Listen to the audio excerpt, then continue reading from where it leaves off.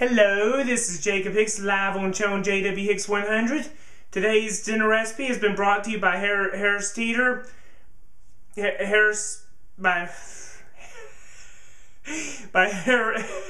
Teeter, where the best is what we're all about. And today's recipe is called chicken goulash, which is an old-time Pridmore family recipe from Watkins family recipe, which is from my mother's side of the family, somewhere up the chain from back in history. It's a southern dish. It's really good. It is made with fresh rotisserie chicken. We got ours from Harris Teeter, but if you're from Ohio or Virginia, you can buy it also at Kroger's, and you can buy it at Kroger's in Myrtle Beach, and you can also buy it at Publix if you live in Florida. Green onions from salad onions, bow ties, cream of chicken soup, canned veggies, peas and carrots, a very small can, and small little teeny tiny can of mushrooms. We'll get back to you in just a moment because we've got to get everything prepped and ready, and we'll go ahead and show you how it's done. Alright, so Mom, what are we doing? We're deboning and deskinning this chicken because the only thing we want is the meat. This is just a simplified way of cooking it. Unfortunately, everybody in this house works, so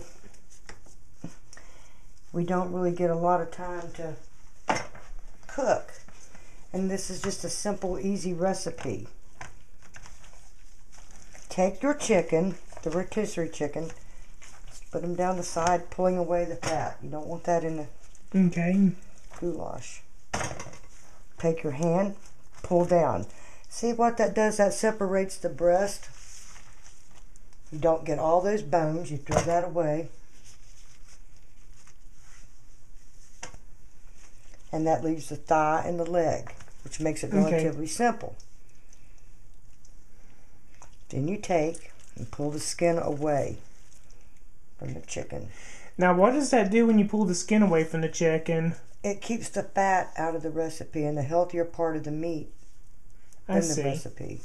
A lot of people don't want to eat all that fat. Yeah, I know. I don't like to eat a lot of fat. It's not good for you. But chicken, and this is a kind of greasy rotisserie chicken. It's good and soft meat. Anyhow, we take that little piece off. That's this little bottom part of the wing. There's not a lot of meat on it. Take the skin off. I don't even know if it's worth your while to waste your time. Yep, there was a couple of little pieces underneath. That's it. That's how I separate the chicken. Okay.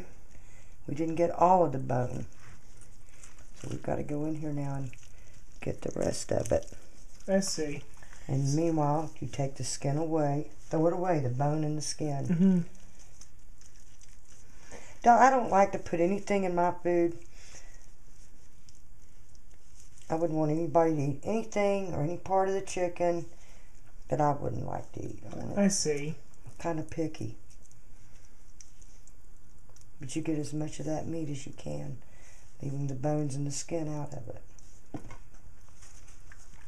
So basically the object of the game is just basically debone it, deskin it, and get the meat in the... Keep the meat and throw the fat out. I see. Alright. Well, here in a few moments we'll get back with you once the chicken's deboned, and we'll show you about this is a kind of a time-consuming process. Yeah. So we'll get back to you in a few moments. Alright, what are we doing now? We're dicing the onions. These are the garden onions. I have de-stemmed the little root stems off and washed them real well. And we're mixing them in. You use all of this part, by the way, the whole onion. A lot of people think you only use from the white down to where you cut off the root, but I use all of it. Now, when you use all of it, does it give you like full flavor and better flavor? Oh, yeah, it smell. Smells good. It's very edible. Chinese have been using it for years in your egg drop soup. I think I've had that in Thai fried rice before in the Thai restaurants too. Probably. I'm sure you have. But this is just the little garden onions are so tender. You can just take your scissors or a sharp knife and do the majority of it. See, they come out real pretty. It's a good color combination. You've got your greens, it's mushrooms, you got your orange from the carrots. Yeah. This part I'll set right there right now. I need all of these. Looks pretty good. Oh, it's a very pretty dish. Good food. Looks good to the eye. Pretty to look at. It's gonna mince the smell. Goes right along with the taste. Yeah, I remember we used to eat this a lot when I was a little kid.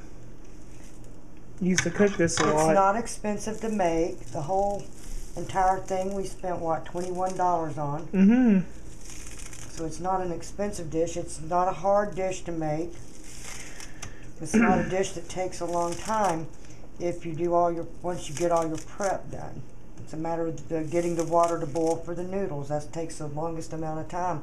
Once the noodles get cooked, you basically just drain it and put all of this in and let it simmer. I see. Anywhere from a half an hour to, or you can do it in a crock pot and do it on low. I see. Okay. That looks so pretty. It's beautiful. It's a beautiful, beautiful dish. And all of this shrinks down as you cook as well. Just dicing up the little part of the onion, getting it. When it cooks, it'll dissolve it even more. So it's not, it don't have to be diced real tiny or anything. Actually, I've seen this kind of onion in onion soup at the Japanese restaurants too. They usually keep a little dish by the salad buffet. You know, you could also save some of that and sprinkle it on top as a garnish. But we're going to put ours in it tonight. We're just going to eat. Okay. Something simple, something warm, something home cooked. We're spending quality time. That's the thing too. In the kitchen, especially with the kids, it can be such the entire family, get everybody involved, because quality time makes the meal so much better. To sit back and look at a pretty dish you made, it's very, and watch people eat it. Tell me about the history of this dish from when you were a young child. We grew up kind of poor. We weren't poor, but we lived pretty much off what we had. That's how my parents were raised. And we grew our own gardens and stuff, so we just go out in the garden and Mom would boil it and cook it. Get the meat, of course, from the grocery store. We weren't that poor. Kind of like what we used to when we were kids. And my mother, she used the chicken fry. Stewed chicken. She would stew it, boil it in the pot, debone, let it cool, debone it. Believe me, this is a lot quicker, just as good. Than the way my grandma made it. Poor dear, she spent so much time in the kitchen. Yeah, she used to make us three kids some good food too. This is just a simplified way of doing it, so that when you work, you can come home and then think at least, gee, I had a good home cooked meal. That's pretty cool. Everything's diced up now, and it's going to be a beautiful color combination. And nice. Okay, we've done all the prep. The noodles have cooked. The chicken's deboned. The veggies look pretty. Let's put this together. We take the noodles. First off, you need to get a big pan, the size of this one. However much amount you want to make. But it does make a large amount. These are the little bow tie noodles. I don't personally care what kind of noodles you use.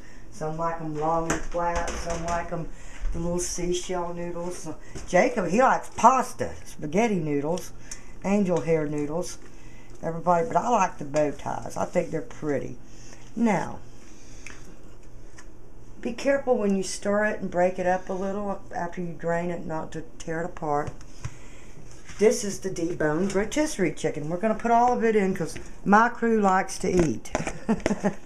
You feed Jacob, he's an eater. And they'll eat on this until they eat it up. That's the beauty of it. On a cold, wintry day, this is pretty good stuff. Isn't it, Jacob? Oh, yeah.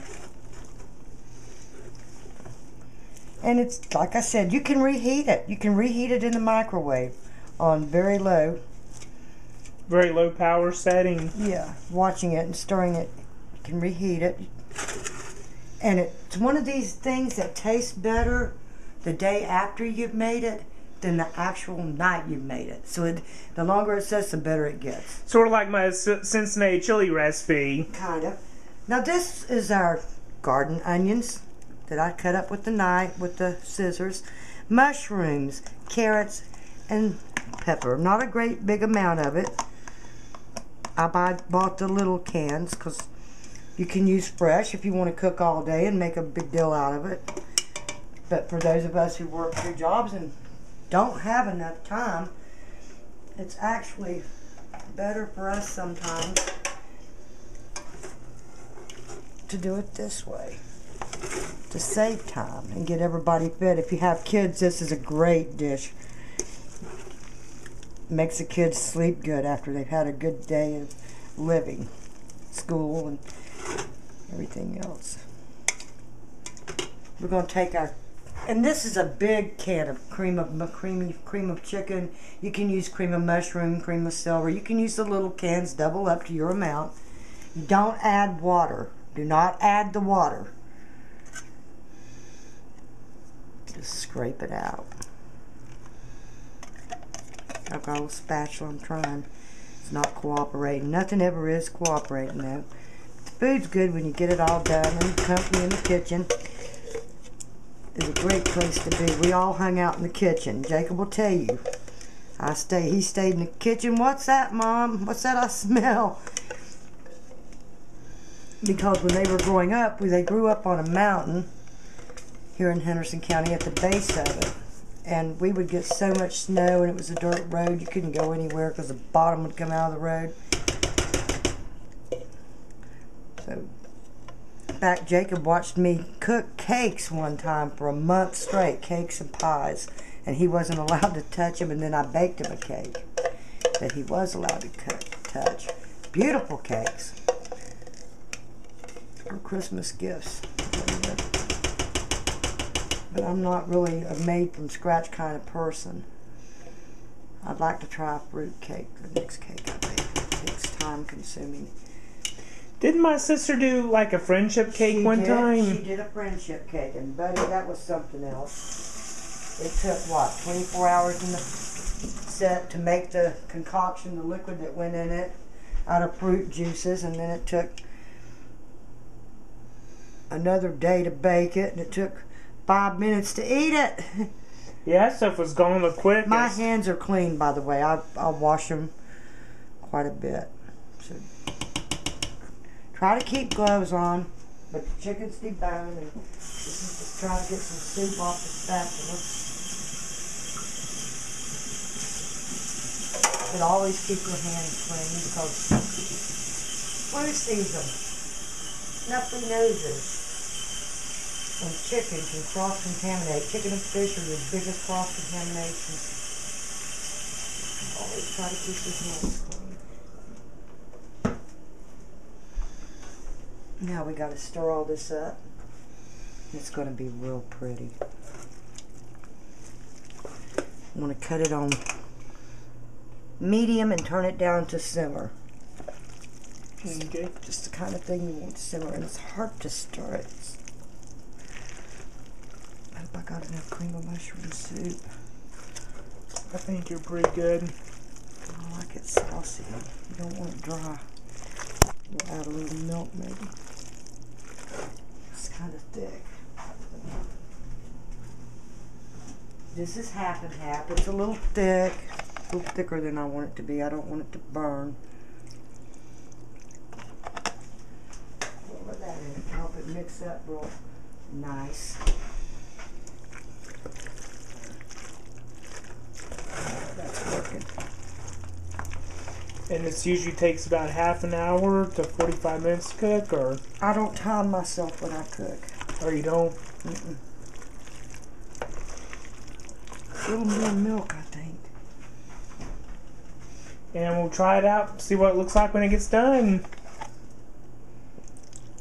Careful not to get too much.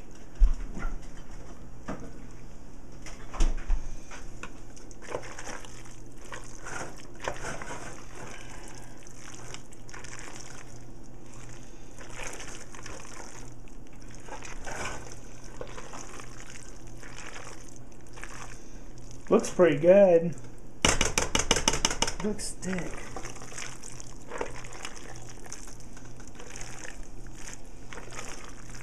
But it's not really a saucy, soupy type dish. It's supposed to be thick.